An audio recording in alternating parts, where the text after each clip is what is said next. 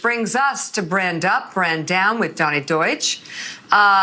First on your list are dumb phones. Tell us about the dumb phones. Joe, once again, you're ahead of the curve. I mean, Nokia has released their sales, and their sales dramatically up for flip phones.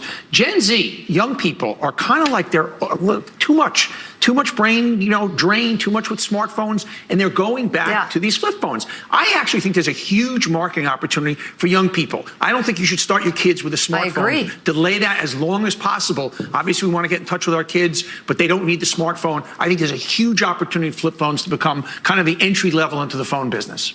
Donny, you are so right. That's a great point. And it could have location detection on it so you can track your kids, but it shouldn't have the internet and all these apps. It's 100%. Yeah, absolutely. Okay, two on the list, college education, brand down? Particularly with young people, 18 to 34, they've done research, and 56% of people think it's not worth it versus 42%. And only 10 years ago, that was in reverse. There's a lot of reasons for that. There's $1.7 trillion of college debt.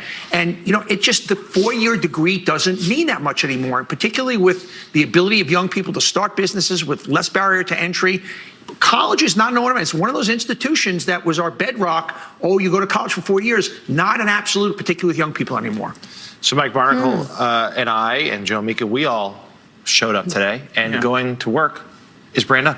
Yes, this is really good news. And Joe, you and I have talked a lot about this. I've been a huge proponent of staying home, and the hybrid workplace is not a good idea for work. All of a sudden now they're doing research, and then finally, for the first time since the pandemic, more people are going back to work. It used to be that 40% of companies had workers either going some of the times not going to work or all the time. That's down to 28%. And that's good news for business. I can't tell you how much it hurts young people when they're not at work. If I was running my company today, everybody would work. I'd probably be out of business because you can't get employees to come, but still, it's going in the right direction. Okay, well, this one's connected because the next one is paid time off is brand down. Explain that. Yeah, actually, almost half the people in the workplace don't take all their paid time off. That's, of course, work. That's, of course, vacation time, personal days, and sick days. Got it. A lot of reasons they do it. They're afraid they're going to fall back. They're afraid it's too much onus on other employees. And particularly lower wage income earners are afraid it might cost them their job. But a lot of people are not taking their paid time off, which is interesting. That's me. I don't take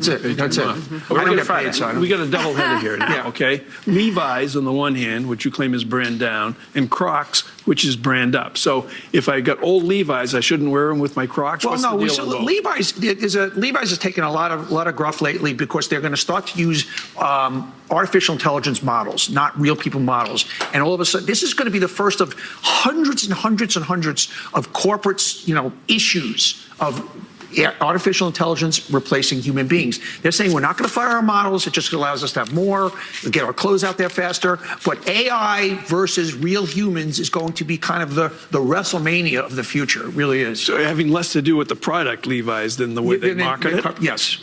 That's the marketing. Crocs. Hit me on Crocs. Crocs, this is one of the companies that just went crazy during the pandemic, that people started wearing Crocs and sweatpants.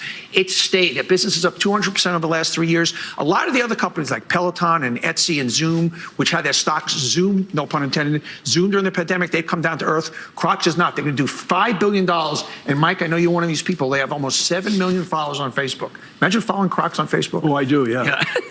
So Jay-Z hasn't put out much in the way of new music lately, but a businessman without peer, and he's brand up now. Yeah, brand up. $2.5 billion net worth, up from $1 billion.